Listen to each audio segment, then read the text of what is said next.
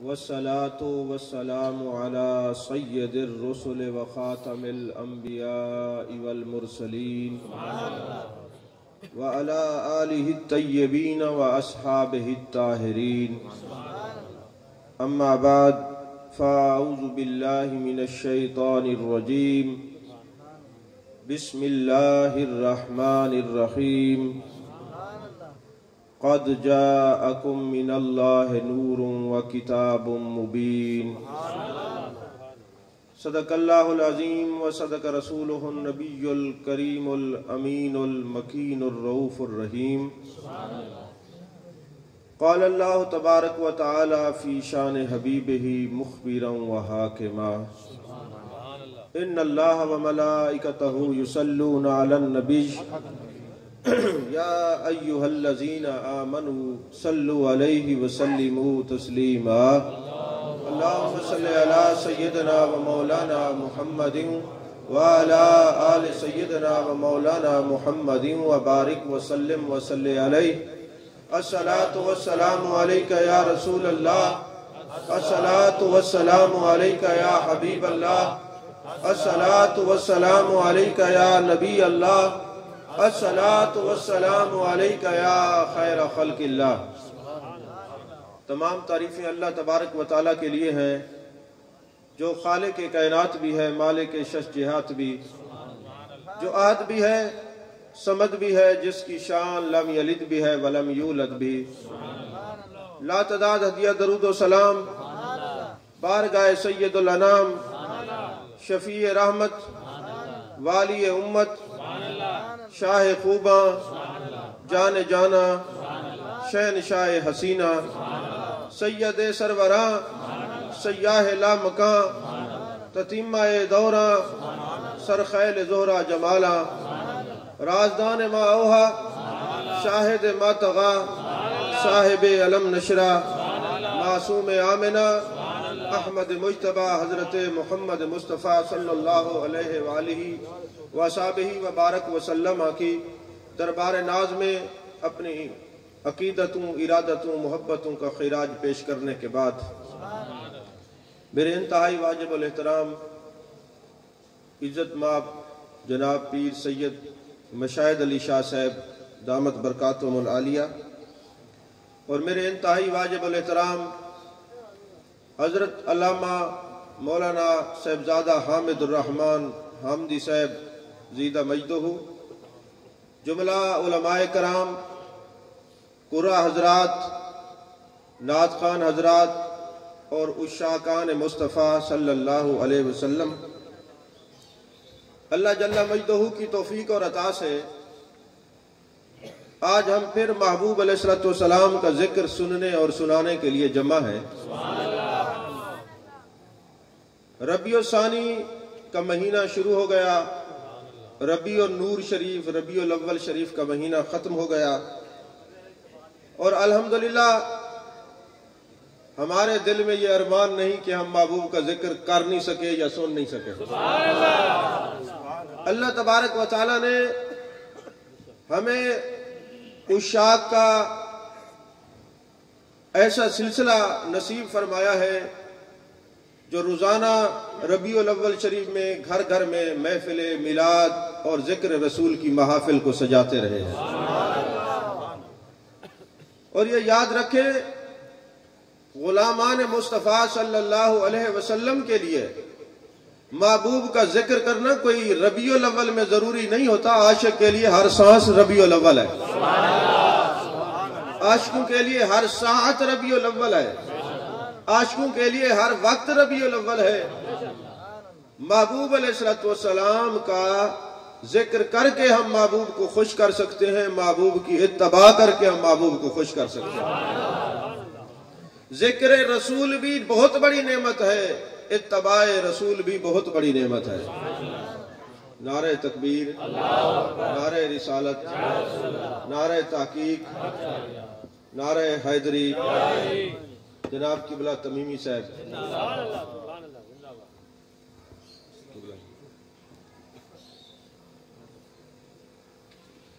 درود شریف پڑھیں.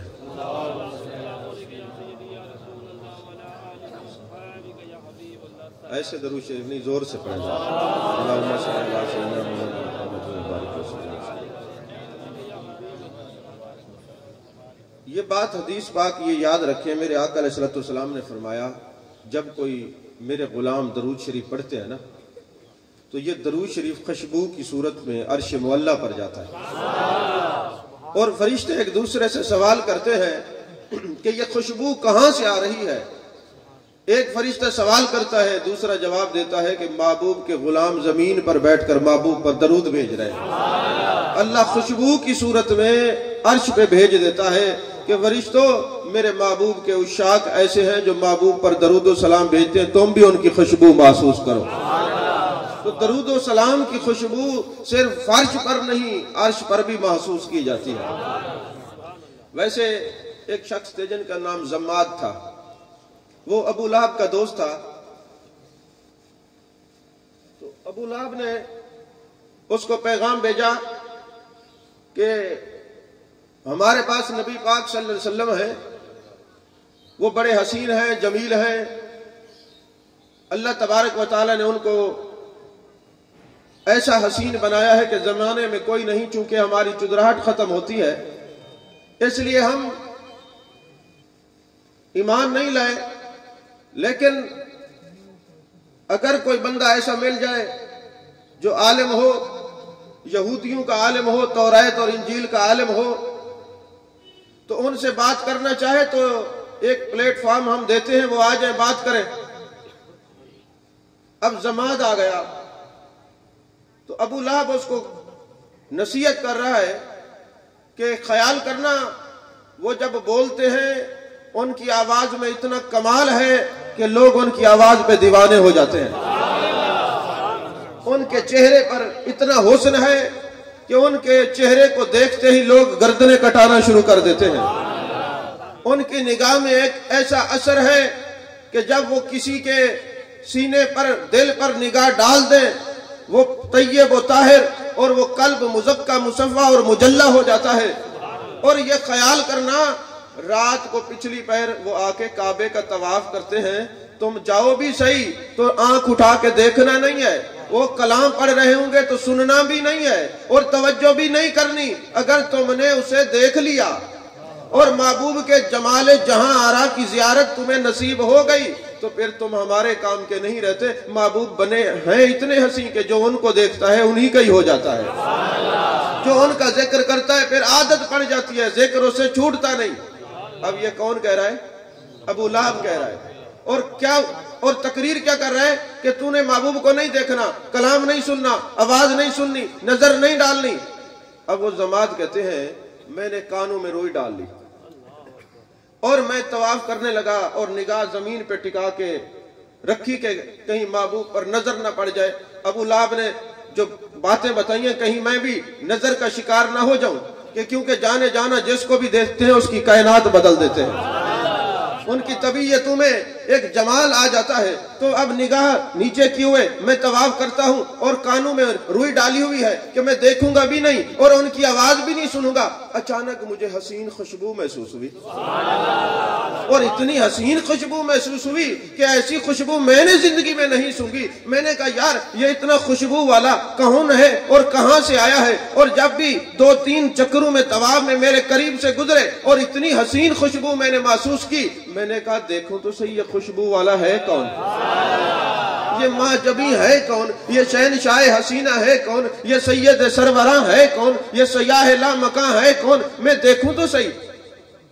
زماد کہتے ہیں میری نظر جب پڑی بس پھر پڑی ہی رہی، پھر میری جو نگاہ تھی پھر کھڑی ہی رہی اور میں دیکھتا ہی رہا۔ میں نے کہا خدا کی قسم ابو لہب تو نے جو باتیں بتائی تھی باتیں سچ ہیں، تم نے اتنا حسن نہیں بیان کیا جتنا میرے محبوب کا حسن ہے۔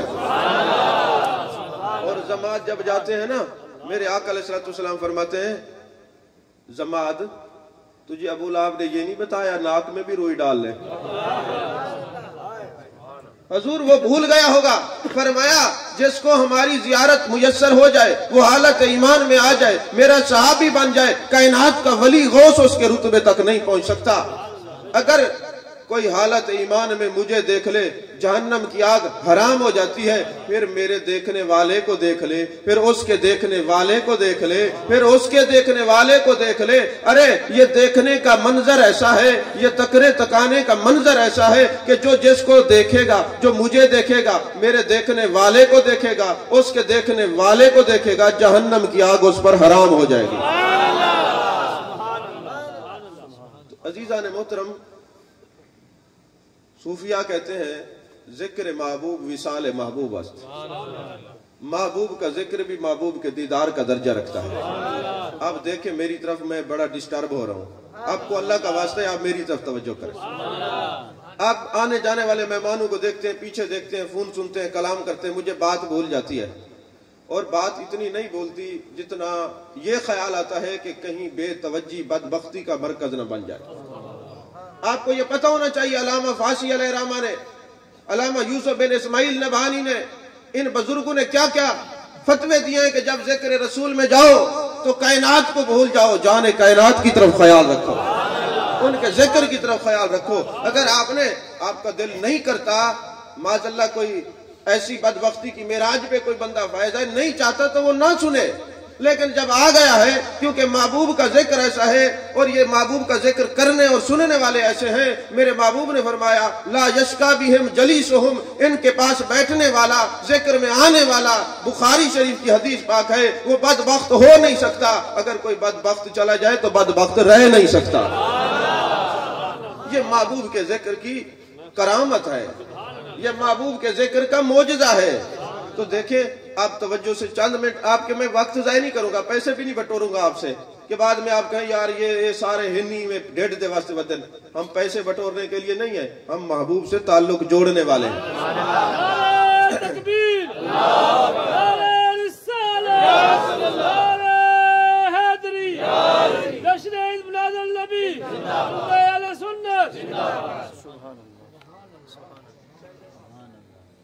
میں کہتا ہوں تقریر بند کر لیتے، پہلے لوگ تو سب کو بٹھا دیتے پھر تقریر شروع کریں گے۔ آج آپ نے جلدی تقریر شروع کروا دیا۔ عزیزان محترم،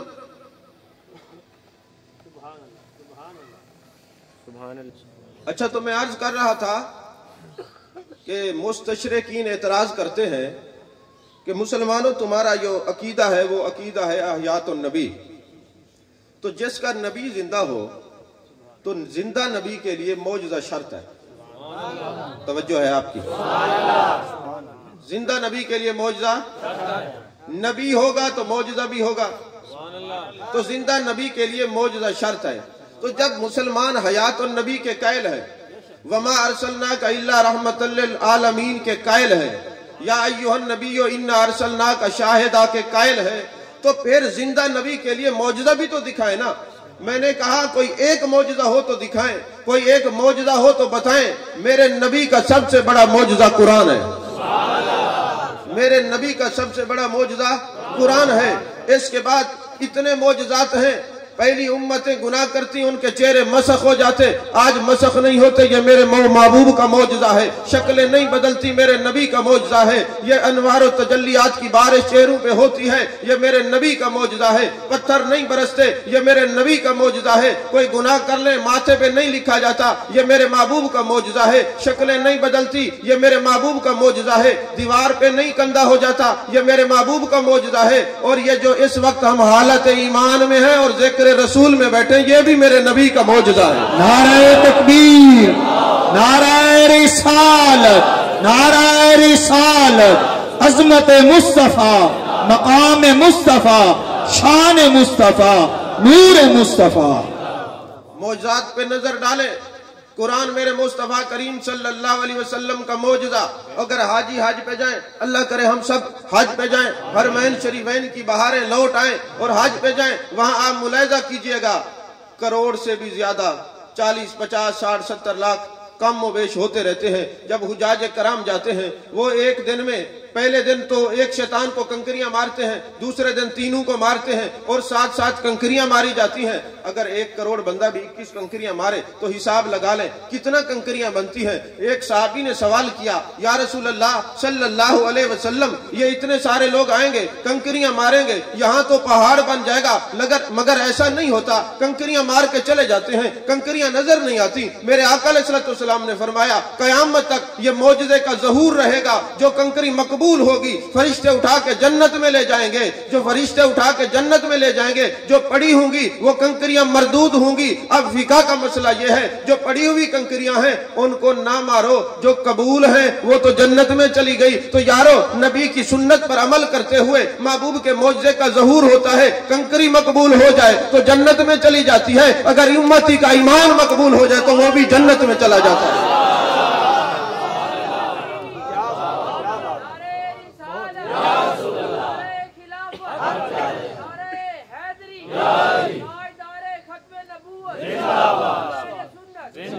تو حضور والا علماء تشریف فرما ہے، میں ناقص العلم ہوں، مجھے یہ بتائیں کنکری نہ مقبول ہو حکم ہے اس کو نہ اٹھائیں اور بندہ نہ مقبول ہو تو مقبول کیسے ہوتا ہے؟ کہا جو یار کے نام پہ قربان ہو جاتا ہے۔ ارے ذات کی کنکری تھی مگر اب یہ حکم پہ قربان ہوئی ہے، اس کو چنا گیا ہے، اب لگ کس کو رہی ہے اور جا کہاں رہی ہے؟ تو کہا کنکری مقبول ہو جائے تو وہ جنت میں چلی جاتی ہے، بندہ بھی مقبول ہو جائے تو میرے آقا نے فرمایا من احبانی کانا معی فی الجنہ۔ ارے میری مقبولیت کے لیے تمہیں لمبے چوڑے وظیفے کی ضرورت نہیں، محبت رسول کی ضرورت ہے۔ تم میرے ساتھ محبت کرو، میں تمہیں مقبول بنا کے جنت میں ساتھ لے جاؤں گا۔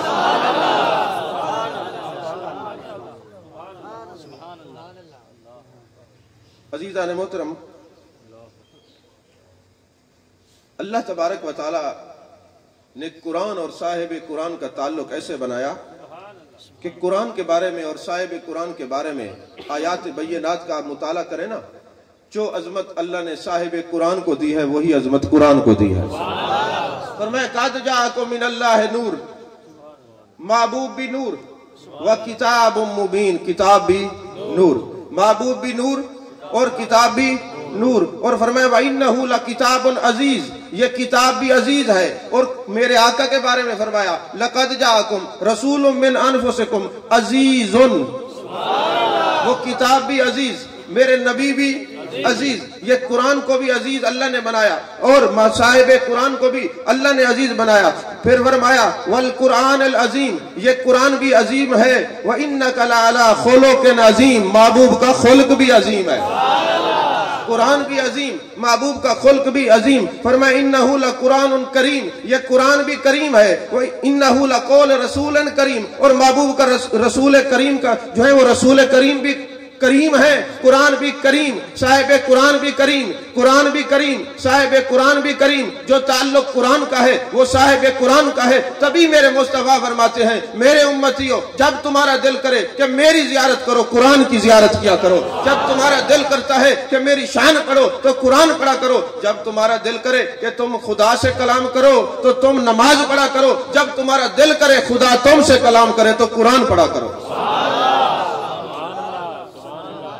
قرآن اور صاحب قرآن کا تعلق ایسا ہے، اور اللہ نے فرمایا وَنُنَزِّلُ مِنَ الْقُرْآنِ مَا هُوَ شِفَاءٌ وَرَحْمَةٌ لِّلْمُؤْمِنِينَ، یہ قرآن مومنوں کے لیے رحمت اور شفا ہے، اور فرمایا وَرَحْمَةٌ لِّلَّذِينَ آمَنُوا مِنْكُمْ، اور یہ محبوب بھی مومنوں کے لیے رحمت اور قرآن بھی مومنوں کے لیے رحمت، قرآن بھی مومنوں کے لیے شفا عطا کرنے والا، محبوب بھی مومنوں کو شفا عطا کرنے والا۔ عزیزان محترم، قرآن بھی شفا دیتا ہے، صاحب قرآن بھی منبع شفا ہے، قرآن بھی شفا دیتا ہے، صاحب قرآن بھی شفا دیتے ہیں، قرآن بھی رحمت ہے، صاحب قرآن بھی مومنوں کے لیے رحمت، صاحب قرآن بھی مومنوں کے لیے بھی رحمت اور سارے جہانوں کے لیے بھی رحمت۔ رات بھی ایک جگہ میں ایک بات کر رہا تھا کہ کبھی کبھی میں اکیلا بیٹھا ہوتا ہوں تو ایک بات سوچتا ہوں کہ اللہ تبارک و تعالیٰ نے ایک خاص طبقے کو چنا ہے۔ مسلمانوں میں نا 3 طبقات ہیں، ویسے تو کئی ہیں، میں جہنمیوں، کافروں اور منافقوں کی بات نہیں کر رہا، میں عاشقوں کی محفل ہے تو فی الحال عاشقوں کی بات کروں گا۔ جب رلا ملا اجتماع ہوگا تو پھر سب کی بات ہوگی۔ ابھی تو سارے چہرے چمکتے ہوئے بتا رہے ہیں کہ سارے محبوب سے محبت کرنے والے، نور آنکھوں میں اور چہروں پہ اجالے ہوں گے، مصطفیٰ والوں کے انداز نرالے ہوں گے۔ تو عزیزان محترم، میں کبھی کبھی بیٹھ کے سوچتا ہوں، اللہ تبارک و تعالیٰ نے قرآن پاک میں فرمایا وَمَا أَرْسَلْنَاكَ إِلَّا رَحْمَةً لِّلْعَالَمِينَ، محبوب ہم نے آپ کو سارے جہانوں کے لیے رحمت بنا کے بھیجا۔ قُلْ يَا أَيُّهَا النَّاسُ إِنِّي رَسُولُ اللَّهِ إِلَيْكُمْ جَمِيعًا، محبوب آپ فرما دیں سارے لوگوں کا میں رسول ہوں۔ اور سِلْتُ إِلَى الْخَلْقِ كَافَةً، مسلم شریف کی حدیث ہے، جتنی چیزیں اللہ نے تخلیق کی ہیں میں سب کا رسول، زمین کا رسول، آسمان کا رسول، چرند کا رسول، پرند کا رسول، حشرات الارض کا رسول، ہر چیز کا رسول۔ اچھا، جب اللہ تبارک و تعالیٰ نے محبوب کو رسول سب کا بنایا، رحمت بھی سب کے لیے بنائی، رحمت بھی سب کے ہیں، تو جب رسول بھی سب کے، رحمت بھی سب کے، تو پھر اللہ نے یہ نہیں فرمایا اے سارے جہان والو تم پر میں نے احسان جتلایا ہے کہ اپنا نبی بھیجا ہے، اے زمین والے تم پر میں نے احسان کیا ہے کہ اپنا نبی بھیجا ہے، اپنا رسول بھیجا ہے، اے آسمان والو تم پر، اے انسانوں تم پر، اے جانوروں تم پر، اے پتھروں تم پر، اے شجروں تم پر، اے حشرات الارض تم پر، نہیں، کسی سے اللہ نے کلام نہیں کیا۔ فرمایا لقد من اللہ علی المؤمنین اذ بعث فیہم رسولا، مومنو تحقیق پکی بات ہے، یقینی بات ہے، میں نے تم پر احسان کیا ہے کہ اپنا رسول بھیجا ہے۔ توجہ ہے آپ کی؟ رات بھی میں نے نکتہ بیان کیا تھا، مگر وہاں اتنے اہل علم بیٹھے ہوئے تھے کہ انہوں نے توجہ ہی نہیں کی، کیونکہ جب کوئی خطیب بن جاتے ہے اس کو کسی کی بات اچھی نہیں لگتی، اور پھر یہ، اور میرے ساتھ تو حسد کرنا ویسے بے وقوفی، حسد تو ہوتا ہے پیسے کی وجہ سے، میں پیسے لیتا نہیں، پھر حسد کس بات ہے؟ یہ تو پھر بے وقوف ہی ہوگا خطیب جو مجھ سے حسد رکھے گا۔ حسد تو پیسوں کے لیے ہوتا ہے کہ فلاں اتنے پیسے لے گیا مجھے تھوڑے ہوئے، میں تو پیسے لیتا ہی نہیں، تو پھر حسد بھی بے وقوفی ہے نا۔ پھر وہ توجہ نہیں کرتے، اور توجہ کرتے بھی ہیں اور بیان بھی کرتے ہیں، لیکن اس وقت چہرے پہ وہ اثر نہیں چھوڑتے کہ یہ بات بڑی علمی ہے، بڑے کام آئی۔ بیان بھی کرتے ہیں، ایک نہیں دو نہیں، اس وقت سینکڑوں لوگ ہیں جو کہتے ہیں جی ہم آپ کی تحقیق لوگوں کو پیش کرتے ہیں۔ یہ تحقیق ہے، یہ قرآن ہے۔ اگر میں آپ کو سر لگا کے اور دوڑے سنا کے وقت ضائع نہیں کرتا تو کم از کم بعد میں قیامت والے دن آپ یہ تو نہیں کہیں گے جی ان کو بلایا تھا ہمیں ایسے ہی سر لگا کے دوڑے سنا کے چلے گئے تھے۔ الحمدللہ، یا تو آپ کے دامن میں قرآن کا نور دے کے جاتے ہیں یا محبوب کے فیضان کا نور دے کے جاتے ہیں۔ تو میں عرض کر رہا تھا، اللہ تبارک و تعالیٰ نے یہ نہیں فرمایا زمین والو تم پر احسان کیا، آسمان والو تم پر احسان کیا، چرندوں پرندوں درختوں تم پر احسان کیا، صرف ایک طبقے کو کہا اے ایمان والو تم پر میں نے احسان کیا کہ اپنا رسول بھیجا، اے ایمان والو تم پر احسان کیا۔ اچھا، پھر میں نے غور کیا کہ یہ ایمان والے کوئی ہیں صحیح، کوئی طبقہ ایسا ہے جو اللہ کو بڑا پیارا ہے کہ جب بھی یار کی بات کرے ان سے کرتا ہے، سب سے نہیں، کوئی وجہ ضرور ہے۔ پھر جب میں نے غور کیا تو پتہ چلا اللہ فرماتا ہے ان اللہ و ملائکتہ یصلون علی النبی، اللہ بھی درود بھیجتا ہے، فرشتے بھی بھیجتے ہیں، سارے نہیں، مسلمانوں تم نہیں، انسانوں تم نہیں، زمینوں تم نہیں، آسمانوں تم نہیں۔ ویسے کائنات کی ہر چیز اللہ کی تسبیح کرتی ہے، اور محبوب کا ذکر بھی اللہ کا ذکر ہے۔ یہ ایک اور بات ہے، صرف لفظ مومن پہ غور کریں۔ ہاں جی، تو جناب والا اے مومنو تم پریشان کیا، فرمایا یا ایھا الذین آمنوا صلوا علیہ وسلموا تسلیما، اے ایمان والو تم بھی درود اور سلام پڑھو، درود اور سلام پڑھو۔ جو دوست کہتے ہیں صرف درود ابراہیمی پڑھا کرو، ان کو کہو سلو تو درود ہے، وسلموا تسلیما کیوں فرمایا؟ فرمایا سلام پڑھو ذرا اہتمام سے پڑھو، کیونکہ بلا ایسے ہے نا ترجمہ غلط تو نہیں کر رہا، آپ میری اصلاح فرما دیں۔ جی مفعول مطلق ہے، تو فرمایا کہ کہ درود پڑھو اور سلام پڑھو ذرا اہتمام سے، تو جو کہے صرف درود ابراہیمی پڑھو، درود ابراہیمی اعلیٰ، اس کی شان اعلیٰ، عظمت اعلیٰ، ہم پڑھتے ہیں، پڑھتے رہیں گے، انکار نہیں کرتے، کرتے بھی نہیں ہیں، کریں گے بھی نہیں، لیکن سوال یہ ہے اگر صرف درود پڑھو تو صلو پہ عمل ہوا، وسلموا تسلیما پہ کون عمل کرے گا؟ تو بھائی نماز میں تو آپ کہتے ہیں السلام علیکم ایھا النبی ورحمۃ اللہ وبرکاتہ، اور پھر درود ابراہیمی بھی پڑھتے ہیں، تو صلو علیہ وسلم تسلیما کا جو امر ہے وہ پورا ہو جاتا ہے، وہ حکم پورا ہو جاتا ہے۔ تو نماز میں تو آپ درود اور سلام پڑھیں، اور باہر جا کے قید لگائیں کہ صرف درود ابراہیمی پڑھیں، باہر جا کے قید لگائیں کہ صرف درود ابراہیمی پڑھیں، تو بھائی درود ابراہیمی پڑھیں گے، پڑھتے رہیں گے، لیکن صرف درود کا حکم تو نہیں ہے، قرآن میں تو درود اور سلام بھی اہتمام سے پڑھو۔ غور کریں آپ توجہ سے، یہاں میں بھول نہ جاؤں، ابھی رات میں نے حضرت ابو بصیر کا واقعہ سنایا تو کئی لوگوں نے کہا جی آج دوبارہ سنائے، یہ بھی مجھے یاد کروا دیے، مجھے نیند پوری نہ ہونے کی وجہ سے بات بھول جاتی ہے، یہ بھی بتانا ہے، تو توجہ میری طرف رکھیے گا، درود اور سلام پڑھو۔ اب امت میں نا اتنے انتشار اور اتنے جھگڑے ہو گئے ہیں، کوئی کہتا ہے جنازے کے بعد دعا مانگو، کوئی کہتا ہے نہ مانگو۔ اچھا میں آپ کو بتاؤں، جنازے کے بعد دعا مانگنا مستحب ہے، مستحب کا معنی ہوتا ہے دعا مانگو تو ثواب ہے، نہ مانگو تو گناہ نہیں ہے، لیکن اگر میں آپ کو کھڑا کر دوں کہوں جنازے کی دعا سناؤ تو سوائے علماء کے تقریباً لوگوں کو نہیں آتی۔ اب میں دعوت فکر آپ کو دینے لگا ہوں کہ اگر آپ کے والد ساری زندگی کمائی کرتے رہے، آپ کو کھلاتے رہے، پلاتے رہے، اور آپ کو نہ حلال دیکھا نہ حرام دیکھا، تربیت کی تعلیم دی، آپ نے یہ احسان کیا آج ابا مر گئے اور آپ کو جنازے کی دعا ہی نہیں آتی، اماں دنیا سے چلی گئی، اتنا خدمت کی، پالا پوسا، آج تم جنازے میں کھڑے ہو، صرف مولوی صاحب کو جنازہ آتا ہے، تمہیں جنازہ نہیں آتا، کیا اماں پہ یہ احسان ہے کہ تمہیں اماں کے جنازے کی دعا نہیں آتی؟ اب ظلم یہ ہے جنازے کے اندر کی دعا آپ کو نہیں آتی، بہر کی دعا لوگ نہیں مانگنے دیتے، آپ نے اماں اور ابے کو دیا کیا ہے؟ یہ فرض واجب سنت مستحب مباح یہ بحث علماء کے لیے، میں سادہ آدمی ہوں، سادی بات کروں گا، میں پوچھتا ہوں آپ سے کہ اگر جنازے کے اندر کی دعا تمہیں نہ آئے، بہر کی کوئی ایک برادری مانگنے نہیں دیتی، تو پھر آپ نے اماں اور ابے کو کیا دیا ہے؟ اچھا چلے مجھے یہ بتائیں، اگر کوئی ہاتھ اٹھا کے یہ کہہ بھی دے گا اے اللہ میرے ابا جی کو بخش دے، تو اللہ پھینٹی لگائے گا کہ کیوں مجھ سے اس کی بخشش مانگی ہے؟ ربی جعلنی مقیم الصلاۃ ومن ذریتی ربنا وتقبل دعا ربنا اغفر لی ولوالدی وللمؤمنین یوم یقوم الحساب نہیں مانگتے؟ بخشش کی دعا نہیں مانگتے؟ کیا والدین زندہ ہوں تب مانگتے ہو، دنیا سے چلے جائیں پھر نہیں مانگتے؟ تو جب تم نماز میں والدین کی بخشش کی دعا مانگتے ہو تو بعد میں کیا ہو جاتا ہے؟ میں نے درجہ بتا دیا، مستحب ہے، میں فرض نہیں کہہ رہا، واجب نہیں کہہ رہا، سنت صحابہ ہے، محبوب کی سنت بھی ہے، لیکن آپ نے والدین کو کیا دیا؟ پھر میں جب غور کرتا ہوں مجھے پتہ چلتا ہے کہ جنہوں نے درود و سلام کی مخالفت کی اللہ نے نعمت دعا چھین لیا ان سے، کیونکہ محبوب علیہ السلام کا فرمان ہے کہ وہ دعا قبول ہی نہیں ہوتی، زمین اور آسمان کے درمیان معلق رہتی ہے، جس کے اول و آخر درود نہ ہو۔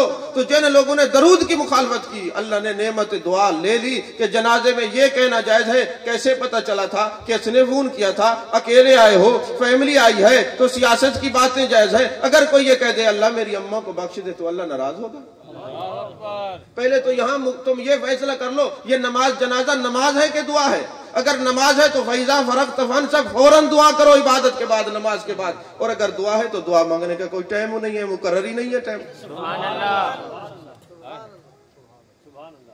تو اگر کوئی نہیں مانگتا ہم اس کو بھی نہیں کہتے کہ تم مانگو، اور جو مانگتے اس کو بھی نہیں زور دیتے کہ تم ڈبل مانگو، کوئی مانگے نہ مانگے اپنی مرضی ہے۔ ایک نکتہ یاد میں رکھنا کہ دعائے جنازہ تمہیں نہیں آتی، بہر والی وہ نہیں مانگنے دیتے، یہ احسان کر رہے ہو اپنے والدین پہ کہ کم از کم چلو اندر کی دعا نہیں آتی، مجھ سے ایک بندے نے پوچھا دعا نہ ہے کیا کروں؟ میں نے کہا یاد کرو، اور کوئی حل نہیں، یاد کرو، اپنے ماں باپ کے ساتھ وفا کرو کہ وہ دنیا سے جائیں تو خوش ہو کے سے۔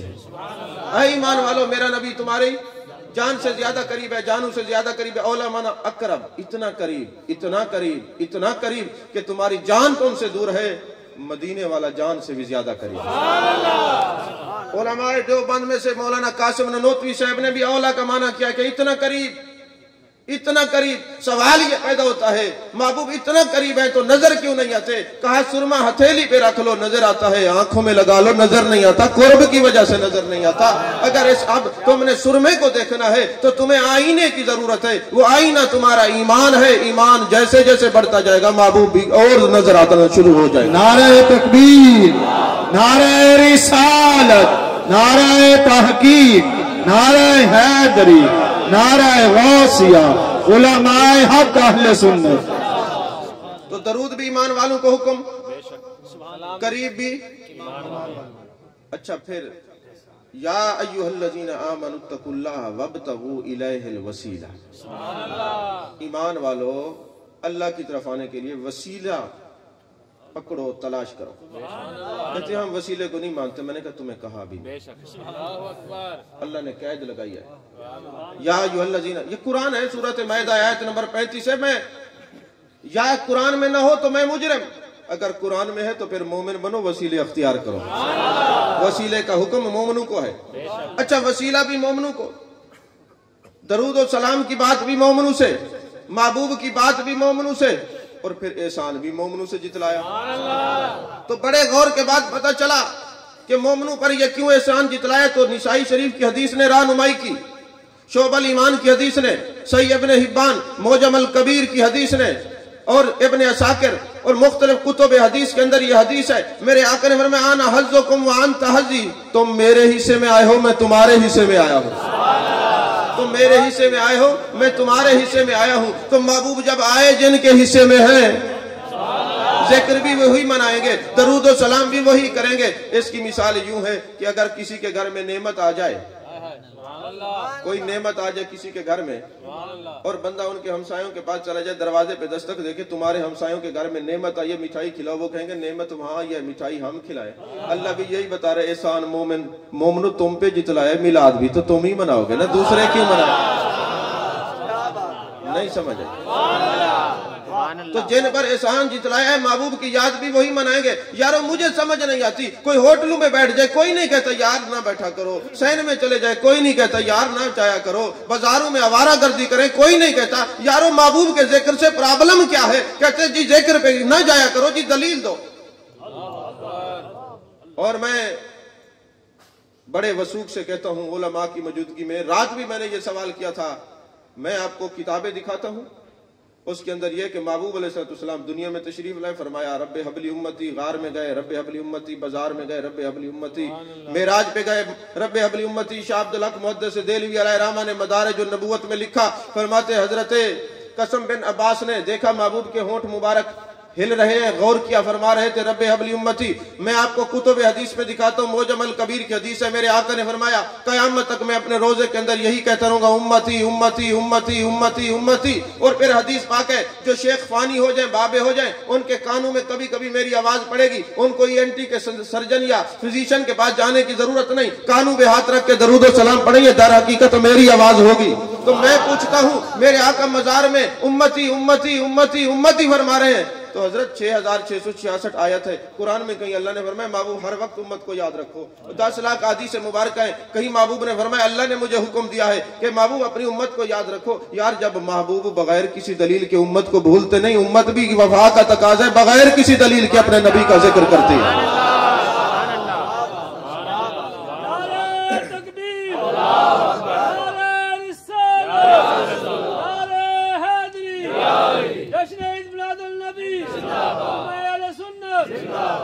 تو جب قرآن آیا، فرشتے نازل ہوئے، ہر سورت کے ساتھ ہزاروں کی تعداد میں. کبھی کوئی سورت بقرہ آئی تو 80,000 فرشتے لے کے آئے، باقی صورتیں آئیں تو مختلف ہر سورت کے ساتھ فرشتے آئے. اور جب صاحب قرآن کی جلوہ گری ہوئی تو تب بھی فرشتے آئے. اور حضرت آمنہ فرماتی ہیں جب محبوب علیہ السلام دنیا میں تشریف لا چکے، آپ کی ولادت ہو گئی، تو میں سن رہی تھی فرشتے آپس میں کہہ رہے تھے کہ ان کو اٹھاؤ، آسمان کی سیر کرو، لامکان کی سیر کرو، فرشتوں سے ملاقات کرو، جن و انسان سے ملاقات، سب کو پہچان کرو کہ وجہ تخلیق کائنات دنیا میں جلوہ گر ہو چکے ہیں. اور محبوب علیہ السلام فرماتے ہیں جہاں قرآن پڑھا جاتا ہے فرشتے آتے ہیں. حضرت اسید بن حضیر مشکات شریف کی حدیث ہے رضی اللہ تعالیٰ عنہ فرماتے ہیں میں قرآن پاک کی تلاوت کر رہا تھا. ایک کتاب میں سورہ بقرہ پڑھ رہا تھا, ایک حدیث کی کتاب میں سورہ کہف کی تلاوت کر رہا تھا. تو میں نے کیا دیکھا کہ میرا گھوڑا بندھا ہوا تھا بدک گیا اور جناب والا ہنہنانے لگ گیا. بیٹا ساتھ لیٹا ہوا تھا. میں نے کہا میں قرآن کی تلاوت کر رہا ہوں کہ کہیں جانور میرے بچے کو نہ روند ڈالے. میں نے تلاوت بند کر دی. صبح جانے جانا کے پاس گیا, جانے عالم کے پاس گیا, جانے رحمت کے پاس گیا, مصطفیٰ جانے رحمت کے پاس گیا. عرض کی یا رسول اللہ صلی اللہ علیہ وسلم رات تلاوت کر رہا تھا, حالات یہ تھے. محبوب مسکرائے, فرمایا تم تلاوت کرتے رہتے جہاں تلاوت ایک کلام مجید ہوتی ہے عرش سے فرشتے نازل ہوتے ہیں. اگر تم پڑھتے رہتے تو سار کی آنکھوں سے فرشتوں کی تم زیارت کرتے.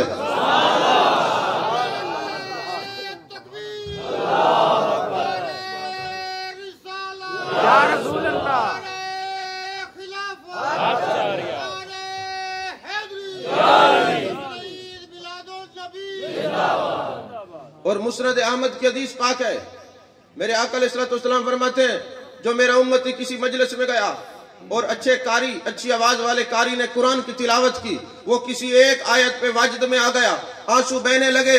جب میرا امتی قبر میں جائے گا قبر اس کی نور علی نور ہوگی. وہ پوچھے گا فرشتو یہ میری قبر جو نور علی نور ہے سبب کیا ہے؟ کہا جائے گا فلاں مجلس میں تو ایک آیت قرآن مجید کی سن کے واجد میں آیا تھا, وہ اس ایک آیت کا نور ہے. تو یارو جب ایک آیت کا نور قبر کو روشن کر دیتا ہے پھر پورے قرآن کا نور سینے کو بھی روشن کر دیتا ہے. تو جہاں قرآن ہوتا ہے فرشتے آتے ہیں, جہاں صاحب قرآن ہو وہاں. یہی وجہ ہے کہ مشکات شریف میں ہے, مشکات المصابیح کے اندر ہے, مرکات کے اندر ہے. میرے آقا علیہ السلام نے فرمایا 70,000 فرشتے صبح میری مزار مقدسہ پہ آئیں گے, 70,000 شام. اور ایک فرشتہ تو کھڑا ہی ہو کہتا ہے اے سبز گنبد کے مکی فلاں نے اور فلاں کے بیٹے نے آپ پہ درود و سلام پڑھا, فلاں نے درود و سلام پڑھا ہے. فرشتے حاضری دیتے رہتے ہیں. میرے آقا فرماتے ہیں تفسیر مظہری کے اندر یہ بات ہے 7 سال سے 11 سال کی عمر تک اسرافیل علیہ السلام میرے ساتھ رہتے تھے, اور 11 سال کی عمر سے لے کر 27 سال تک کی عمر جبریل امی میرے در کی دربانی کرتے تھے اور میری خدمت گزاری کرتے تھے. ارشست و کمی پایز آوان محمد جبریل امی خادم دربان محمد. اور فرماتے ہیں جتنے انبیاء ہیں جبریل امی 1 مرتبہ 2 مرتبہ 3 مرتبہ 4 مرتبہ وہاں وحی لے کے آئے. میں وہ نبی ہوں, میں وہ شانوں اور عظمتوں والا نبی ہوں کہ میرے پاس 24,000 مرتبہ وحی لے کے آئے ہیں جبریل امی. تو جہاں قرآن ہوتا ہے فرشتے آتے ہیں, جہاں صاحب قرآن کی جلوہ گری ہوتی ہے فرشتے آتے ہیں. اور کبھی کبھار ایسا بھی ہوتا ہے کہ جو بندہ محبوب علیہ السلام کا ذکر کرے, محبوب کی عظمتوں کو یاد رکھے, حدیث قدسی ہے یہ مشکات شریف کے اندر یہ حدیث پاک ہے, الترغیب و الترہیب کے اندر یہ حدیث پاک ہے. میرے آقا علیہ السلام نے فرمایا جو آدمی قرآن کے خیال میں رہے, قرآن پڑھتا رہے, اللہ سے دعا نہ مانگے, خیال قرآن کی برکت سے اللہ ہر وقت بن مانگے اس کو عطا کرتا رہے گا. تو قرآن کا خیال آ جائے تو بن مانگے اللہ عطا کرے گا, اور صاحب قرآن کا خیال آ جائے تو پھر کیا ہوگا. قاضی عیاض نے شفا شریف کے اندر یہ واقعہ لکھا ہے, جلد جو حصہ ہے 2 میں, کہتے عمر بن لیث ایک وقت کا بادشاہ تھا, خراسان کا بادشاہ تھا. اس نے دیکھا کہ اس کی بڑی فوج آ رہی ہے, بڑا نو اور بڑا لشکر ہے. اس نے کہا کاش میں حضور علیہ السلام کے زمانے میں ہوتا, یہ لشکر لے جاتا, محبوب کے ساتھ میں جاتا اور لڑائی کرتا, جنگوں میں شریک ہوتا, محبوب کی حفاظت کرتا, محبوب کے قدمین میں جیتا, محبوب کے قدموں میں مجھے موت آتی, یہ سارا لشکر محبوب کے قدمین پہ قربان کر دیتا. عمر بن لیث کہتے ہیں میں یہ سوچ رہا تھا, خیال کر رہا تھا کاش میں محبوب کے زمانے میں ہوتا. پھر جناب حضرت وہ عمر بن لیث کہتے ہیں رات کو جب میں سویا تو محبوب علیہ السلام کی زیارت نصیب ہوئی. فرمایا عمر بن لیث اللہ نے تیری بخشش اور مغفرت کر دی ہے, تو جنتی ہے کہ جس کو میرا خیال آئے اور پھر ہر وقت خیال آتا رہے, خیال مصطفیٰ سے بھی جنت واجب ہو جاتی ہے. نعرہ تکبیر, نعرہ رسالت, نعرہ تحقیق, نعرہ حیدری, نعرہ غوثیہ, جشن میلاد مصطفیٰ, علماء حق اہل سنت. اللہ نے فرمایا انا نحن نزلنا الذکر وانا له لحافظون. ہم نے قرآن کو خود اتارا ہے, ہم خود ہی قرآن کی حفاظت کرنے والے ہیں. فرمایا واللہ یعصمک من الناس, محبوب ہم آپ کی بھی حفاظت کرنے والے ہیں. قرآن کی حفاظت کا ذمہ بھی رحمان نے لیا ہے, صاحب قرآن کی حفاظت کا ذمہ بھی رحمان نے لیا ہے. قرآن بھی شفا دیتا ہے، میرے آقا بھی شفا عطا فرماتے ہیں۔ وَنُنَزِّلُ مِنَ الْقُرْآنِ مَا هُوَ شِفَاءٌ وَرَحْمَةٌ لِّلْمُؤْمِنِينَ۔ مجھے حضرت شاہ نصیر الدین نصیر علیہ رحمہ کی ایک بات یاد آ گئی۔ آپ فرماتے ہیں ایک دن میں بیٹھا ہوا تھا حلقہ مریدین میں، تو ایک صاحبہ ہے اور انہوں نے کہا جناب میرے سر میں درد ہوتا ہے، دم کر دیں۔ تو میں نے فاتحہ شریف پڑھی اور دم کر دیا، کیونکہ فاتحہ میں شفا ہے۔ اور حضرت خواجہ معین الدین چشتی اجمیری رحمۃ اللہ علیہ فرماتے ہیں اپنی ملفوظات میں، جتنا بھی کوئی بیمار ہو، اتنی زیادہ کوئی بیماری لاحق ہو جائے جس کا علاج بھی ممکن نہ ہو، 40 مرتبہ روزانہ فاتحہ پڑھ کے دم کرو، شفا نہ ملے تو قیامت والے دن معین الدین کا دامن پکڑنا۔ تو یہ قرآن پاک پورا منبع شفا ہے، رحمت ہے مومنوں کے لیے۔ تو اب وہ بندہ ہے کہ حضرت سر میں درد ہے، دم کر دے۔ آپ نے فرمایا میں نے دم کر دیا۔ اب اگلے دن آیا تو درد وغیرہ تو اس کو کوئی نہیں تھا، درد کوئی اور تھا۔ تو وہ کہنے لگا جناب کل میں آپ سے دم کرا کے گیا ہوں، مجھے شفا نہیں ملی۔ فرماتے ہیں میں نے پہلے سوچا یار احمق آدمی ہے، اس سے فضول بحث نہ کروں۔ پھر میں نے کہا نصیر الدین اگر تو جواب نہیں دے گا تو پھر یہ ہر وقت کہے گا میں گیا تھا مجھے دم سے اثر نہیں ہوا۔ تو کہنے لگے یار بات دراصل یہ ہے، اللہ نے قرآن میں فرمایا وَنُنَزِّلُ مِنَ الْقُرْآنِ مَا هُوَ شِفَاءٌ وَرَحْمَةٌ لِّلْمُؤْمِنِينَ۔ تے ماں تینوں مومن سمجھ کے دم کیتا، ماں کے پتہ ہے تو کیراڑ ہے، تیرے تے قرآن اثر ہی نہیں کرتا۔ کو بات نہیں سمجھ آئی؟ قرآن کے اثر کو لینے کے لیے مومن ہونا ضروری ہے۔ جی قرآن اثر نہیں کرتا تو مومن کے لیے قرآن شفا ہے۔ اگر مومن پر قرآن پڑھا جائے تو قبر میں بھی شفا بن کے جاتا ہے۔ مومن کے لیے قرآن پڑھا جائے تو حشر میں بھی باوفا بن کے جاتا ہے۔ اگر مومن کے لیے قرآن پڑھا جائے تو مقام میزان پہ بھی وفادار بن کے جاتا ہے۔ مومن ہونا شرط ہے۔ نہیں سمجھ آئی بات؟ مومن ہونا شرط ہے۔ اسی لیے یقیناً میرے آقا نے فرمایا لو کان مسلمن فاعتقتم عنہ او تصدقتم عنہ او حججتم عنہ۔ اگر مرنے والا صاحب ایمان ہے تو تم صدقہ کرو پہنچے گا، حج کرو اس کی طرف سے پہنچے گا، خیرات کرو پہنچے گا۔ شرط یہ ہے اگر مرنے والا صاحب ایمان ہے جو کچھ بھی ایصال کرو گے پہنچنے کا ضامن عربی سلطان ہے۔ شرط رکھ، ایمان شرط ہے، ایمان شرط۔ تو میرے آقا علیہ الصلوۃ والسلام کا یہ قرآن بھی مومن کو شفا دیتا ہے اور صاحب قرآن بھی منبع معجزات ہے اور منبع شفا ہے۔ حضرت عتبہ بن فرقد رضی اللہ تعالیٰ عنہ محبوب علیہ الصلوۃ والسلام کے بڑے عاشق صحابی ہیں۔ آپ کے جسم سے ہر وقت خوشبو آتی رہتی تھی۔ ایک مرتبہ ایسا آپ کی 4 شادیاں تھیں، جب بھی آپ اپنے گھر تشریف لے کے جاتے نا تو ہر آپ کی گھر والی کہتی کہ میں اعلیٰ خوشبو لگاتی۔ خاوند کے لیے خوشبو لگانا جائز ہے، ویسے عورتوں کے لیے خوشبو لگا کے بازار میں جانا حرام ہے۔ میرے آقا علیہ الصلوۃ والسلام نے فرمایا عورتیں اپنے مرد کے لیے اپنے خاوند کے لیے خوشبو لگائیں تو ان کے لیے جائز ہے۔ اگر لگا کے بازار میں جائیں، حضرت فاروق اعظم کوڑے مارا کرتے تھے ایسی عورتوں کو۔ فرمایا مرد ایسی خوشبو لگائے جس کی خوشبو آئے رنگ ظاہر نہ ہو، عورت ایسی خوشبو لگائے جس کی خوشبو نہ آئے رنگ ظاہر ہو۔ یہ مسئلے بھی یاد رکھا کریں۔ تو اب میرے آقا علیہ الصلوۃ والسلام کے غلام حضرت عتبہ جب بھی گھر جاتے ہیں بیویاں اپنے خاوند کے لیے خوشبو لگا کے بیٹھتی ہیں۔ جب بھی آپ جاتے ہیں آپ کی خوشبو ان کی خوشبو پر غالب آ جاتی ہے۔ ایک دن چاروں نے مشورہ کیا آج محبوب کے غلام حضرت عتبہ آتے ہیں، ان سے سوال کرتے ہیں کہ آپ کون سی خوشبو لگاتے ہیں بتائیں تو صحیح۔ جب ان سے سوال کیا تو انہوں نے کہا میں کوئی اور خوشبو نہیں لگاتا، میں چھوٹا سا بچہ تھا، گرمی دانے میری پشت پہ نکل آئے، میرے والدین محبوب کی بارگاہ میں لے گئے، میرے ابا جی نے کہا جانے عالم جانے کائنات شہنشاہ حسینہ سید سروراں سیاح لامکاں یہ بیمار ہے، آپ کا غلام ہے کرم فرمائیں۔ میرے آقا نے میری قمیض اتروائی اور جو مجھے پیت نکلی ہوئی تھی، دانے نکلے ہوئے تھے، گرمی دانے تھے، محبوب نے لعاب اپنی ہتھیلی پہ رکھا اور میرے جسم پہ مس کیا، وہ بیماری بھی ختم ہو گئی اور میرے جسم میں ایسی خوشبو آئی، اے میری گھر والی ہو یہ میری خوشبو نہیں میرے آقا کے لعاب کی خوشبو ہے، میرے آقا کے لعاب کی خوشبو ہے۔ تو میرے آقا علیہ الصلوۃ والسلام بھی خوشبو دیتے ہیں، عطا فرماتے ہیں، قرآن بھی شفا دیتا ہے، خوشبو بھی دیتا ہے۔ تو عزیزان محترم ایک بات یاد رکھیں، میرے آقا علیہ الصلوۃ والسلام کے بارے میں اللہ نے فرمایا لقد کان لکم فی رسول اللہ اسوۃ حسنہ، بے شک پکی بات ہے، یقینی بات ہے، یقین کر لو اس بات پہ کہ میرے محبوب علیہ الصلوۃ والسلام کی حیات طیبہ تمہارے لیے کامل نمونہ ہے۔ میرے آقا علیہ الصلوۃ والسلام کے غلاموں جس نے بھی محبوب علیہ السلام کی بات کو مانا ہے وہ دنیا میں بھی کامیاب ہے، قبر میں بھی کامیاب ہے اور حشر میں بھی کامیاب ہے۔ ایک جلیبیب ایک صحابی ہیں، ان کی بات نہیں کر رہا، ایک جلبیب بادشاہ گزرا ہے اور یہودیوں کا بہت بڑا عالم تھا۔ ان کا ایک بیٹا تھا جس کا نام تھا ہبہاب۔ حضرت انس بن مالک اور رضی اللہ تعالیٰ عنہ اس حدیث کے اس روایت کے راوی ہیں۔ وہ فرماتے ہیں کہ وہ جو یہودی عالم تھا اس نے اپنے خزانے کے اندر ایک ڈبیا چاندی کی بند کر کے رکھی ہوئی تھی اور پابندی تھی کہ اس ڈبی کو کوئی نہ کھولے۔ تو ایک دن ہبہاب گیا تلاشی کرتے کرتے، ان کا بیٹا، اس نے دیکھا بھئی چاندی کی جو ڈبیا ہے اس کو میرے ابا جی بند کر کے رکھتے ہیں، پتہ نہیں اس کے اندر کیا ہے۔ کہا ابا جی یہ کیا ہے؟ کہا بیٹے جب تم یہودی عالم بن جاؤ گے نا توریت اور انجیل تمہیں یاد ہو جائے گی، پھر یہ ڈبی کھولنا تمہیں پتہ چلے گا اس کے اندر کیا ہے، فی الوقت میں تجھے نہیں دکھا سکتا۔ ظاہر سی بات ہے، انسانی فطرت ہے، جس چیز سے منع کرو پھر دل تو کرتا ہے نا کہ دیکھیں تو صحیح یہ کیا ہے۔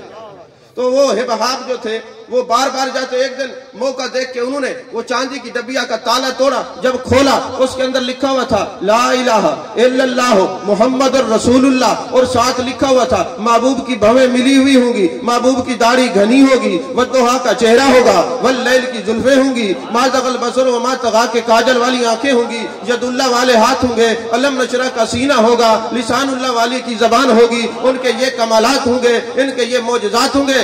اس نے جب دیکھا تو وجد میں آ گیا اور عالم تحیر میں چلا گیا، کہنے لگا اے میرے مالک یہ تیرا محبوب آسمان پہ رہتا ہے، زمین پہ رہتا ہے، مقام میں رہتا ہے، لا مقام میں رہتا ہے، سمندروں میں رہتا ہے، جنگلوں میں رہتا ہے، یہ تو میں نے حسن پڑھا ہے تو میں دیوانہ ہو گیا ہوں۔ جنہوں نے چہرہ دیکھا ہوگا ان کا عالم کیا ہوگا؟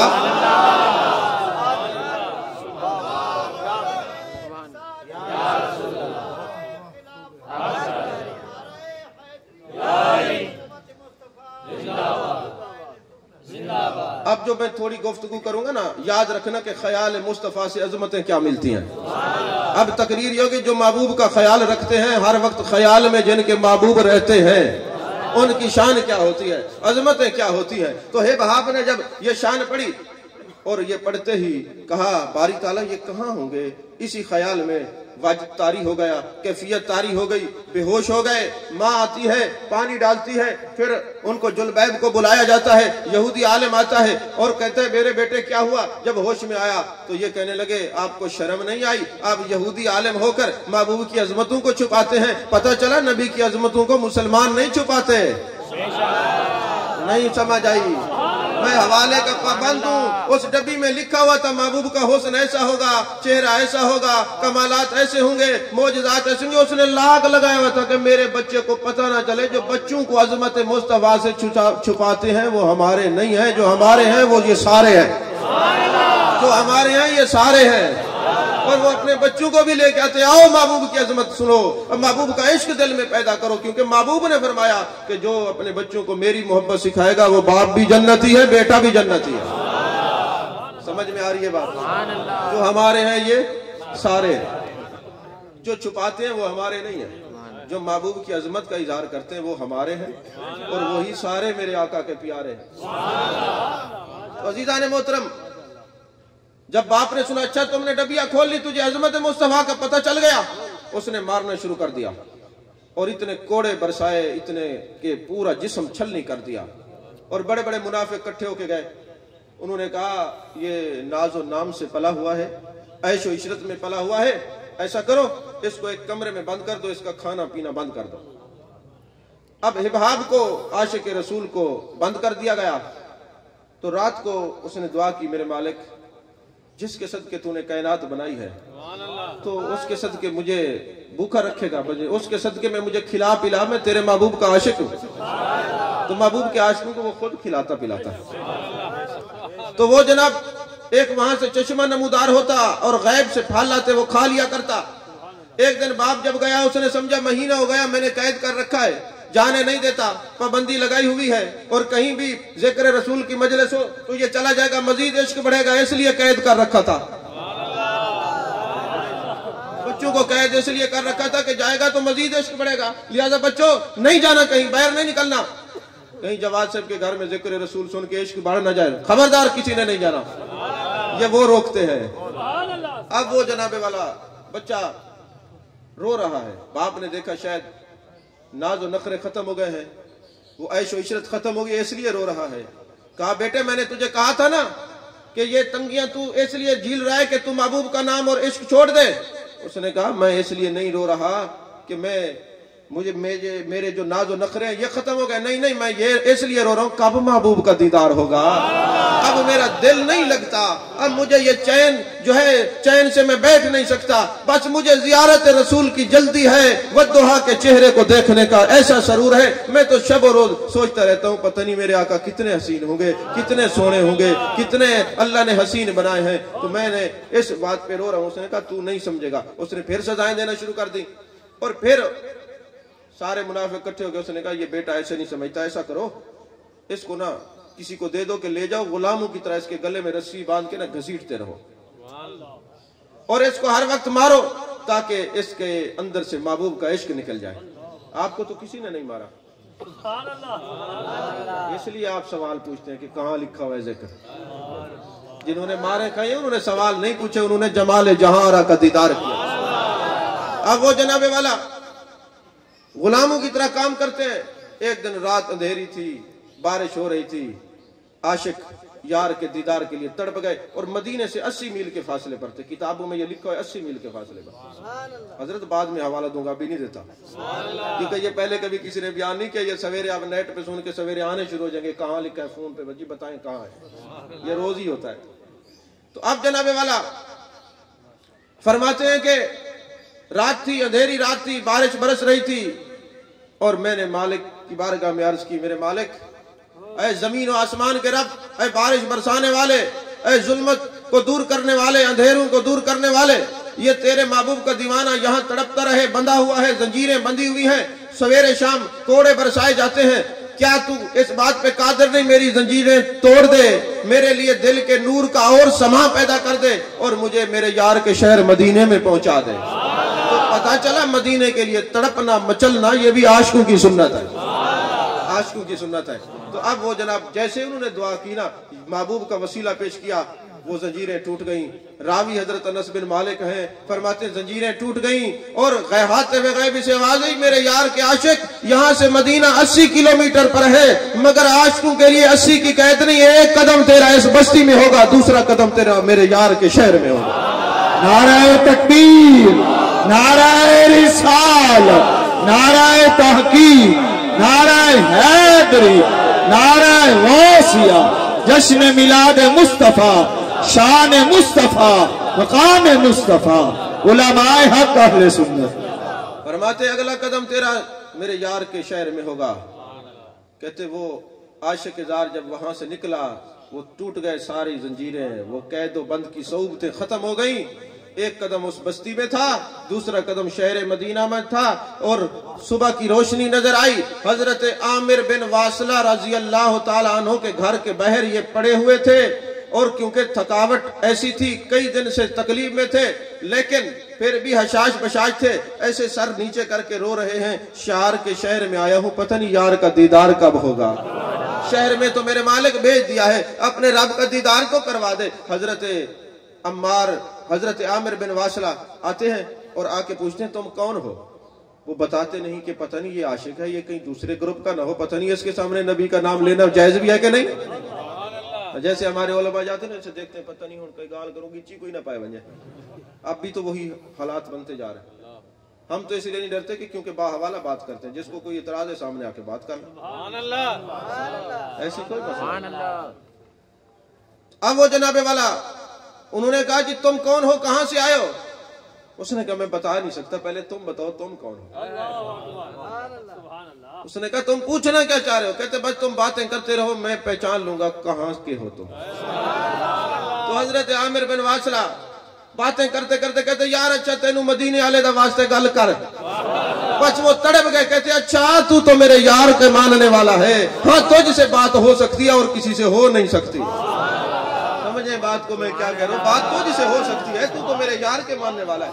اچھا یہ بتا عامر بن واصلہ، تیرا نام کیا؟ اس نے کہا عامر بن واصلہ۔ اچھا ان آنکھوں سے محبوب کو دیکھا ہے؟ جی دیکھا ہے۔ مجھے ان آنکھوں کو پیار کرنے دے، اس نے میرے یار کو دیکھا ہوا ہے۔ اچھا تم نے میرے یار کو ہاتھ ملایا ہے؟ جی ملایا، ذرا ہاتھ چومنے دے، یہ ہاتھ میرے یار کے ہاتھوں سے مس ہوئے ہوں گے۔ اب یہ دیوانہ وار حضرت عامر کو چوم رہے ہیں۔ انہوں نے کہا چل میں تجھے جانا کے پاس لے چلتا ہوں، آج تیری مراد مل گئی، گنبد خضرا کے مکی کے پاس لے چلتا ہوں، محبوب کے پاس لے چلتا ہوں، شہنشاہ کائنات جان کائنات کے پاس لے چلتا ہوں۔ اب وہ لے کے جب چلے نا، محبوب علیہ السلام نے دیکھا میرے آقا کی آنکھوں سے آنسو آ گئے۔ میرے آقا نے فرمایا او میری محبت میں ساری کائنات کو چھوڑنے والے، بادشاہت کو چھوڑنے والے، ناز و نخرے کو چھوڑنے والے، آؤ علم نشرہ کے سینے سے لگ جاؤ۔ جیسے حضرت حباب آپ کے سینے سے لگے فوراً وہی نازل ہوتی ہے۔ اللہ فرماتا ہے جبریل آئے، اللہ فرماتا ہے میرے محبوب یہ آپ کے عشق میں اتنا ہے کہ اب اس پر مجھے پیار آیا، یہ میرا بھی پیارا ہے محبوب، یہ آپ کا بھی پیارا ہے۔ تو پتہ چلا جو محبوب سے عشق کرنے والے ہیں وہ چلتے زمین پہ ہیں، ان کے پیار کے ترانے عرش عظیم پر علا پہ جاتے ہیں۔ بتایا جاتا ہے ارے دیوانے زمین پہ چلتے ہیں، ان کی عشق کی مستی کے رنگ وہ آسمان پہ نظر آتے ہیں، فرشتوں میں تذکرے ہوتے ہیں، جبریل امی پیغام لے کے آتے ہیں آقا یہ زمین پہ آپ کا عاشق ہے اور عرش بری کا خدا اس سے محبت کرنے والا ہے۔ دیکھو یہ عشق کتنی بڑی نعمت ہے، محبت رسول کتنی بڑی نعمت ہے، محبوب علیہ السلام کا عشق اتنی بڑی نعمت ہے کہ میں بس الفاظ ہی نہیں ہے کیا بیان کروں۔ تو عزیزان محترم، میرے آقا کریم صلی اللہ علیہ وسلم کے ایک صحابی حضرت ابو ذر غفاری رضی اللہ تعالیٰ عنہ، میرے خیال میں کوئی مسلمان ایسا نہیں جو آپ کا نام نہ جانتا۔ خیال مصطفیٰ کی بات ہو رہی ہے، زمانہ حضرت فاروق اعظم رضی اللہ تعالیٰ عنہ کا ہے۔ حضرت ابو ذر غفاری وہاں پہ تشریف فرما ہے، مجلس لگی ہوئی ہے، تو کچھ لوگ ایک نوجوان کو پکڑ کے آتے ہیں۔ حضرت فاروق اعظم رضی اللہ تعالیٰ عنہ کی بارگاہ میں عرض کرتے ہیں حضور اس نوجوان نے ہمارے باپ کو قتل کر دیا۔ حضرت فاروق اعظم رضی اللہ تعالیٰ عنہ فرماتے ہیں کہ کس لیے قتل کیا ہے، کیا سبب ہے بتائیں۔ اس نے کہا جناب بات یہ ہے کہ میرے اونٹ ان کے کھیت میں چلے گئے تھے اور ان کے باپ نے ایک اونٹ کو ہڈی ماری، اس کا سر اونٹ کا پھٹ گیا، تو اسی ہڈی کو اٹھا کے میں نے اس کے باپ کو مارنا نہیں چاہتا تھا، ارادہ قتل نہیں تھا، قتل ہو گیا، مر گیا۔ حضرت فاروق اعظم رضی اللہ تعالیٰ عنہ نے فرمایا کہ چونکہ تو نے اقرار جرم کر لیا ہے اب تو تجھے دیت دینی پڑے گی، قصاص ہوگا، اور تو نے اس کو مارا ہے تو تجھے بھی مرنا ہوگا، قتل ہونا پڑے گا۔ اس نے کہا حضور بات یہ ہے کہ میں اپنے گھر میں بڑا بھائی ہوں، میری بہنیں ہیں، چھوٹی بہنیں ہیں، بھائی ہیں، تو میرے والد نے کچھ مجھے خزانہ دیا تھا کہ سنبھال کے رکھنا اور بہن بھائیوں کی شادیوں پہ ان کو صرف کرنا، تو حضور میں یہاں قتل ہو گیا تو وہ مال و متاع ضائع ہو جائے گا، کسی کو خبر نہیں ہے، تو مجھے 3 دن کی مہلت دیں، پھر میں آ جاؤں گا، جیسے آپ سلوک کرنا چاہیں، امیر المومنین ہیں، آپ جیسے چاہیں، آپ کا حق ہے۔ آپ تھک گئے؟ اچھا میں یہ آخری بات کر کے بات ختم کر رہا ہوں۔ ویسے تو میرا ارادہ تھا اور بھی کوئی عشق کی باتیں کرتے، لیکن آپ کی تھکاوٹ کو پیش نظر آپ کو پھر میں بس آخری بات کر کے گفتگو ختم۔ تکبیر!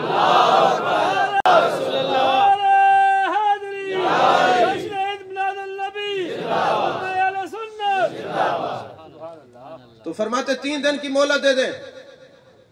اب وہ مدینے کا نہیں مسافر ہے، بحر سے آیا ہے، اونٹ چراتے چراتے وادیوں سے گزرتا پہنچ گیا۔ حضرت فاروق اعظم رضی اللہ تعالیٰ عنہ نے فرمایا اس مجلس میں کوئی ہے جو اس کی ضمانت دے؟ صحابہ کی مجلس ہے، تابعین کی مجلس ہے، کوئی نہ اٹھا تو حضرت ابو ذر غفاری رضی اللہ تعالیٰ عنہ کھڑے ہوتے ہیں، فرماتے میں ضمانت دیتا ہوں اگر 3 دن بعد یہ نہ آیا تو میں دیا دوں گا، میں قصاص دوں گا، میرا سر قلم کر دیا جائے۔ نوجوان چلا گیا۔ 3 دن کے بعد پھر عدالت لگنی تھی فاروق اعظم رضی اللہ تعالیٰ عنہ کی مجلس میں، اس نوجوان نے پیش ہونا تھا، جو مقررہ وقت تھا وہ نوجوان لیٹ ہو گیا، لوگ پریشان ہیں، خود حضرت امیر المومنین حضرت فاروق اعظم رضی اللہ تعالیٰ عنہ کی آنکھوں سے آنسو آ رہے ہیں کہ ابو ذر غفاری رضی اللہ تعالیٰ عنہ کو کیا ضرورت پڑی تھی اس کی ضمانت دینے کی، جن کو جانتے ہی نہیں، یہاں تو ہم جانتے ہوئے کسی کی ضمانت نہیں دیتے، اور ضمانت دے دے تو پھر پاس جاتے، تو وہ تو جانتے بھی نہیں، اور ضمانت دینے کی ضرورت کیا تھی؟ اب یہ چلے جائیں گے، محبوب کے جید صحابی ہیں، محبوب کی نشانی ہے، کیا ہوگا؟ اتنے میں مٹی کے اڑنے کی وہ فضا محسوس ہوئی تو دیکھا وہی نوجوان تھا. جب سامنے کھڑا ہوتا ہے حضرت فاروق اعظم رضی اللہ تعالیٰ عنہ نے پوچھا نوجوان یہ بتا کہ تو اگر نہ آتا تو کوئی وجہ نہیں تھی, یہ صحابی رسول دیت میں چلے جاتے, شہید ہو جاتے, لیکن تو واپس کیوں آیا؟ ابھی وہ جواب دینے لگا, آپ نے فرمایا ٹھہر جا, پہلے ابو ذر غفاری سے پوچھ لینے دو اس نے ضمانت کیوں دیا ہے. جب یہ جانتے ہی نہیں تھے تو ضمانت کیوں دیا ہے؟ فرمایا اے ابو ذر غفاری رضی اللہ تعالیٰ عنہ بتائیں آپ جب جانتے نہیں تھے ضمانت کیوں دیا ہے؟ انہوں نے کہا بس ایک خیال مجھے کھائے جا رہا تھا, وہ خیال عام نہیں تھا, خیال مصطفیٰ تھا کہ جب روز محشر ہوگا, قیامت میں میرے آقا کی جلوہ گری ہوگی, میرے آقا اتنا ہی پوچھ لیں اس بھری مجلس میں کوئی میرے اس مسافر امتی کا پرسان حال نہیں تھا, ضامن نہیں تھا. میں نے تو دین میں محبتیں سکھائی تھی, میں نے نفرتوں کو ختم کیا تھا, میں نے اغیار کو اپنا بنانے کا حکم دیا تھا, میں نے مہاجر اور انصار کو بھائی بھائی بنایا تھا. کیا آج ایک مسافر کے لیے کوئی ایک بھی نہیں رہ گیا تھا جو ضمانت دیتا؟ بس اس وجہ سے میں ڈر گیا. میں نے کہا کوئی بات نہیں یار, جان چلی جائے مگر محبوب کی شان سلامت رہے, محبوب کا فرمان سلامت رہے, محبوب کی عظمتیں سلامت رہے, میں نے اس لیے ضمانت دی ہے. آپ نے فرمایا نوجوان تو بھاگ گیا تھا, نہ آتا کیوں آیا؟ اس نے کہا مجھے یہ خیال آ رہا تھا کہ روز محشر محبوب فرمائے تیرے خاطر میرا ابو ذر غفاری جان دے گیا, جان کی بازی ہار گیا, اور تو وعدے کی پابندی نہ کر سکا تو جا میں تیری شفاعت نہیں کرتا. اگر کائنات کا رشتہ سارے منہ موڑ لے کچھ بگڑتا نہیں, اور محبوب چہرہ پھیر لے تو کچھ ملتا نہیں, کچھ بنتا نہیں. میں اس لیے واپس آیا ہوں کہیں میرے آقا مجھ سے قیامت والے دن ناراض نہ ہو جائیں, میری جان بے شک چلی جائے مگر محبوب کے صحابی کی جان بچ جائے. اتنے میں وہ جو ورثاء تھے اس مرنے والے کے اس نے کہا اے امیر المومنین ہم اس کو اللہ کی رضا کے لیے معاف کرتے ہیں, ہم دیت نہیں لیتے, ہم قصاص نہیں لیتے. ہمیں یہ بار بار خیال آ رہا ہے کہ ابو ذر غفاری نے اپنے یار کو راضی کرنے کے لیے ضمانت دی, اس نوجوان نے اپنے سرکار کو راضی کرنے کے لیے واپس آ گیا, اور میرے آقا نے پوچھ لیا قیامت والے دن وہ ضمانت دے رہے تھے بغیر جانے, اور یہ واپس آ گیا کہ صحابی کی جان نہ چلی جائے. تم اگر وہ باپ تو چلا گیا تھا معاف کر دیتے تو کیا ہو جاتا, لہٰذا ہم معاف کرتے ہیں, ہمارے آقا ہم سے راضی رہ جائے, ناراض رہے. تو خیال مصطفیٰ جب انسان کو آتا ہے تو پھر وہ کامیاب ہو جاتا ہے. اگر آپ تھک گئے تو پھر میں بس کر جاؤں, ورنہ جو رات والی حدیث کی نعرہ تکبیر, نعرہ رسالت, نعرہ رسالت, نعرہ رسالت, علماء اہل سنت. تو جو رات والی روایت کی فرمائش ہوئی میں عرض کر رہا ہوں, پھر گفتگو ختم کرتے وقت کافی ہو گیا ہے. کل پھر انشاءاللہ ابھی 13 ربیع الثانی تک یوں ہی مجلسیں اور ذکر رسول کی محفل سجی رہیں گی. آپ جس طرح آ رہے ہیں اسی طرح آتے رہیں. بعض لوگ کی عادت ہے صرف اپنے گھر میں ہوتے پھر آتے نہیں, اور کہتے ہیں ہم آتے نہیں. میں نے کہا تمہیں آنے نہیں دیتے, آتے ہیں وہی جن کو سرکار بلاتے ہیں. یہ بلاوے کی بات ہوتی ہے. آپ کی رشتہ دار نہیں ہے, آپ بیمار نہیں ہوتے, آپ کے عزیز و اقربا نہیں ہیں, بچے نہیں ہیں, آپ روزانہ کیوں آتے ہیں؟ یہ چند نوجوان ایسے ہیں, یقین فرمائے میرے دل سے دعا نکلتی ہے. میں کہتا ہوں آقا یہ آپ سے محبت کرتے ہیں, آپ انہیں اپنا محبوب بنا لیں. یہ سب کچھ چھوڑ چھاڑ کے روزانہ آتے ہیں محبوب کا ذکر سننے کے لیے. یہ اپنے تعلق نسبتیں ختم, یہ نہ کوئی نعت خان ہے کہ جائیں گے پیسے ہو جائیں گے, نہ یہ خطیب ہیں کہ جائیں گے کہ کوئی پیسے آ جائیں گے جیب گرم ہو جائے گی, نہ یہ قرآن کے قاری میں تلاوت کریں گے کچھ بن جائے گا. یہ صرف اور صرف محبوب کو راضی کرنے کے لیے آتے ہیں, اور کوئی مقصد ہی نہیں ہوتا. بعض لوگوں کی مجبوریاں بھی ہوتے, نہ جائیں تو پھر کام نہیں چلے گا نا. تو ان کی تو کوئی مجبوریاں نہیں, ان کی تو مجبوری صرف یہ ہے کہ محبوب کا ذکر ضروری ہے, عشق کے ہاتھوں مجبور ہو چکے ہیں. تو حضرت ابو بصیر رضی اللہ تعالیٰ عنہ کا رات میں نے ذکر کیا تو دوستوں نے کہا جی رات مزہ نہیں آیا, کیونکہ بے توجہی کا لوگ مظاہرہ کر رہے تھے, تو لہٰذا بتائیں دوبارہ وہ ہمیں سنائیں, ہمارا عشق اور تازہ ہو جائے, محبوب کی عظمت کے اور قائل ہو جائے. تو حضرت ابو بصیر رضی اللہ تعالیٰ عنہ محبوب کے صحابی ہیں. جب یہ حدیبیہ کا معاملہ ہوا, ایگریمنٹ یہ ہوا کہ اگر کوئی کافروں سے مسلمان ہونے کے لیے محبوب کے پاس آئے گا تو محبوب اس کو واپس کریں گے, اور اگر ادھر کا کوئی بندہ چلا گیا تو وہ واپس کافر نہیں کریں گے, مشرک واپس نہیں کریں گے. اب بظاہر تو یہ بڑا سخت فیصلہ تھا, بڑا سخت معاملہ تھا, لیکن محبوب کی نگاہ جانتی تھی کہ اس میں کیا اثر ہے. تو حضرت ابو بصیر اپنے خاندان سے نکلے, گھر والوں نے کپڑے اتار لیے, کوڑے مارے گئے, پاؤں زخمی ہیں، اور حضرت ابو بصیر کے بارے میں کتابوں میں آتا ہے ان کا جسم اتنا زخمی تھا، جب وہ مدینے کی گلیوں میں چل کے محبوب کے پاس آئے تو ان کے خون کے اثرات وہاں نظر آتے تھے کہ کوئی زخمی شخص یہاں سے گزرا ہے۔ یعنی محبوب کی محبت میں وہ زخمی ہو کر صحرائے عشق میں پہنچے، محبوب کے جانے جانا کے قدموں میں پہنچے۔ ابھی وہ پہنچے ہی تھے، محبوب علیہ السلام سے ملاقات کی ہی تھی کہ پیچھے سے کافروں کے مشرکین کے 2 سپاہی آ گئے۔ انہوں نے کہا جناب آپ کا ایگریمنٹ ہوا ہے کہ یہ واپس کیا جائے گا، لہٰذا آپ ان کو واپس کریں۔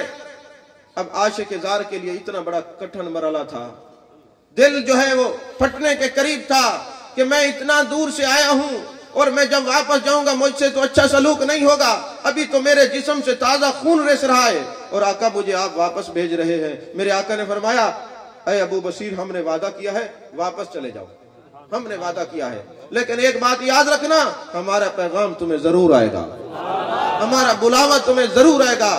آج کوئی شاگرد سے استاد ناراض ہو جائے تو یہ کہتے ہیں استاد بڑے، اگر کوئی مرشد ناراض ہو جائے تو مرید کہتے ہیں پیر بڑے، لیکن حقیقی مرشد میرے آقا ہیں اور حقیقی مرید محبوب کے صحابہ ہیں۔ حضرت ابو بصیر کے دل میں یہ بات نہیں آئی کہ اتنی دور سے چل کے آیا تھا اور محبوب مجھے واپس بھیج رہے ہیں۔ اب باہر نکلے نا تو سپاہیوں نے تانے دیے، اچھا ہوا ہے زخمی ہو کے آیا، خون ابھی تیرا گلیوں میں بکھرا پڑا ہے، ارے تیری تو قدر ہی نہیں کی انہوں نے، اور چلے کوئی بات نہیں ایگریمنٹ ہو گیا تو ہو جاتا، کچھ دیر تو قریب بیٹھنے دیتے، فوری بھیج دیا ہے۔ انہوں نے رکھ کے تھپڑ مارا ایک سپاہی کے منہ پہ، اس کا جبڑا توڑ دیا، دوسرے کو تلوار سے قتل کر دیا۔ کہتے ہوئے میری عقیدت اور عشق میں اور اضافہ ہو گیا ہے کہ میرا یار غیروں سے بھی جو وعدہ کرے پورا کرتے، اپنوں سے وعدے کیے کیسے پورے کرے گا؟ میرے سرکار اور کافروں سے کوئی مسلمان وعدہ کرے تو پورا کرنے کا حکم ہے، یہ بھی ذہن رکھے کاروبار کے معاملے میں۔ تو اب جناب والا فرمایا میرا یار جو کافروں سے وعدہ کر کے پورا کرتا ہے تو اپنوں سے وعدے کیے ہوئے یہ بھی تو وعدہ ہے، قیامت والے دن جب صبر نبیوں کے دروازے پہ جا رہے ہیں میں کہوں گا آنا لہا ہم ہی ہے آؤ نا، یہ بھی تو ایک وعدہ ہے۔ پل سراج سے گزرو گے تو میں ادھر کھڑا ہوں گا، فرماؤں گا رب سلم امتی شالا خیر نہ لاؤ، شالا خیر نہ لاؤ، شالا خیر نہ لاؤ۔ جب تم اپنے گھر والوں کو عزیز و اقربا دوستوں کو چھوڑ کے تم موت کی وادی میں آغوش میں لیٹ کے قبر میں جاؤ گے، وہاں تمہارا خاندان نہیں ہوگا، مدینے کا تاجدار پہلے جلوہ گر ہوگا، یہ بھی وعدہ ہے نا۔ تو کہتے ہیں میرا ایمان بڑھ گیا کہ جو میرے آقا غیروں سے وعدہ کرتے ہیں تو نبھاتے ہیں، تو اپنوں سے جو وعدے کیے ہیں وہ بھی تو نبھائیں گے نا۔ اب عشق اور بڑھ گیا، کہتے ایک کو میں نے قتل کر دیا دوسرا بھاگ گیا، تو میں نے مدینے سے کچھ میل کے فاصلے پر نا ایک وادی میں پڑاؤ کر لیا، میں اکیلا تھا، ادھر سے لوگ ستائے ہوئے محبوب کے پاس آتے کہ محبوب واپس کر دیں گے، وہ بھی میرے پاس آتے، میرے ایک نہیں 2 نہیں 3 نہیں 3000 صحابی اکٹھے ہو گئے، 3000 صحابی اکٹھے ہو گئے۔ اب جو کافر تھے وہ مسلمانوں کو جہاں بھی دیکھتے لوٹ لیتے۔ مسلمانوں نے کہا یا رسول اللہ صلی اللہ علیہ وسلم یہ تو ایگریمنٹ میں بات شامل نہیں تھی، وہ لوٹتے ہیں آپ حکم دیں۔ اللہ نے حکم دیا محبوب اپنے غلاموں کو کہہ دے یہ بھی لوٹنا شروع کر دے، مال غنیمت ہے۔ اب یہ 3000 صحابہ وہاں بیٹھے، جب بھی کوئی کافر اور مشرک گزرتے یہ وہاں سے مال لوٹے، وہ پورے عاشقوں کی ایک بستی بن گئی اور کوئی بندہ ڈر کے مارے وہاں سے گزرتا نہیں تھا، مدینہ اور سیف ہو گیا۔